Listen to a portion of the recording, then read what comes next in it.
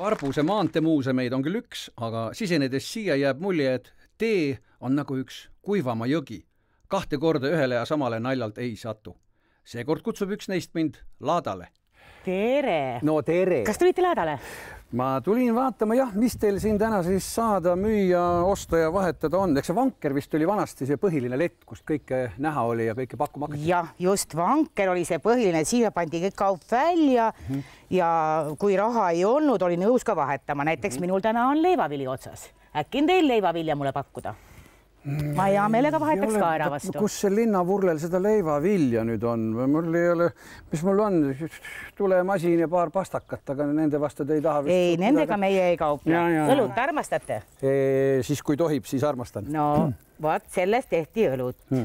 Maanteemuuseum ei ole mitte päris tavaline muuseum. Esiteks ta on suures osas lahtise taeva all ja teiseks on ta vist üldse üks eriline märk siin Tallinnast kaugel. Jah.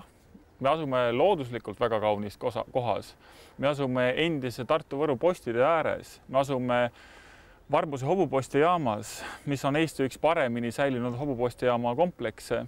Ja loomulikult meie uus vabaõhunäituse keskkond ka natukene rohkem kui 10 000 ruutmeetri suurusel alal on kahtlemata loomulikult aidanud ka piirkonna üldist tuntust tõsta ja teeb rõõmu see, et eelmisel aastal külastas Maanteemuuseumit 36 000 inimest ja me oleme populaarsed, meie juures armastatakse käia ja tänu siis Euroopa Regionaalarengu Fondile ja piirkondade konkurentsivõime tugevdamise programmile õnnestus meil saada rahastus sellele suurele uhkele projektile, mille koondnimetuseks ongi siis vabaõhunäituse keskkond Teeaeg.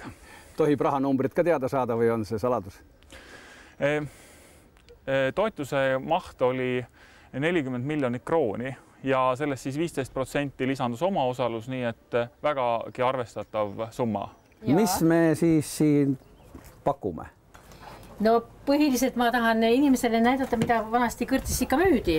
Sellest vaadist lasti ka õlut siia toopi. Ja siis mõni mees võttis ikka kortli viina ja... See ongi kortel? Jaa, see on kortel. See valati kohe viina täis või? No see teeb ju hulluks. Ja mõni mees võttis veel 2 kortlit. Ja siis, kui selle 2 kortlit oli ikka ära võtnud, siis ma murdsin siit iga vorsti ka talle peale ja voblasid. Palju siia kortlisse mahub, ei tea? 0,33 liitrit läheb sinna. See meie väike Coca-Cola purk või... Ja kui mees väga purjus oli, siis kartis koju minna, et naise käest saab ikka tõreleda, siis ostis selle rõnga parankasid ja pani läve peal naisele kaela. Naisel oli väga hea meel, lasi teine kordki mehe kõrtsi. Kus selliseid naisi küll saab? No ma ei tea, kus neid saab.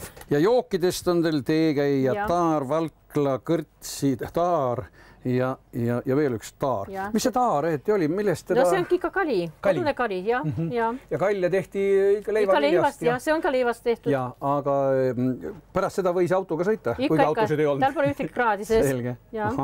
Mida täna siin laadal siis näha saab?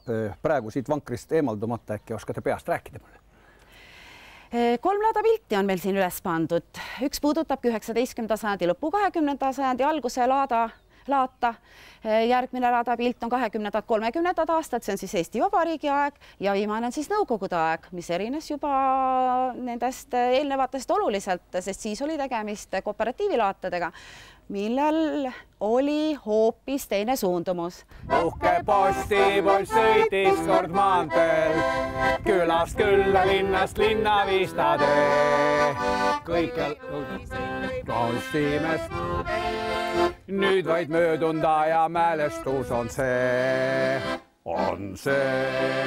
Ja nii muudkui laulud käivad, jah? Just nii. Mitu laulu peas on, proua? Oi, ma ei ole lugenud. Mis teie nimi on? Mina olen Jüri. Minu nimi on Kaja. Võib-olla läheb lonks taari. No, aga miks mitte? Ja seda ma tooma tulingi. Kõik pillimehed on joodikud, aga kui kõik joodikud oleks pillimehed. No õnneks kõik pillimehed joodikud ei ole.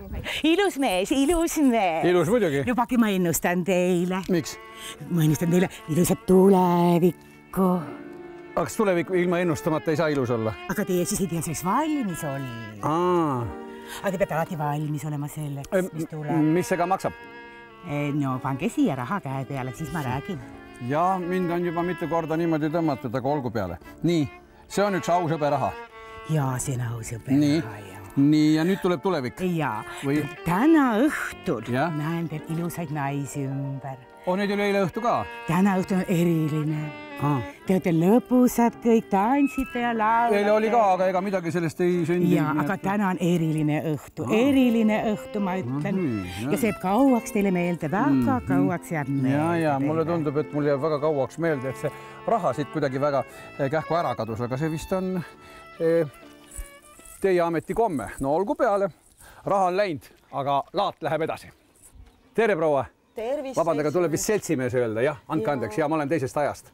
Nii, seltsimees, mis teie nimi on või olid nimed ka siis saladused?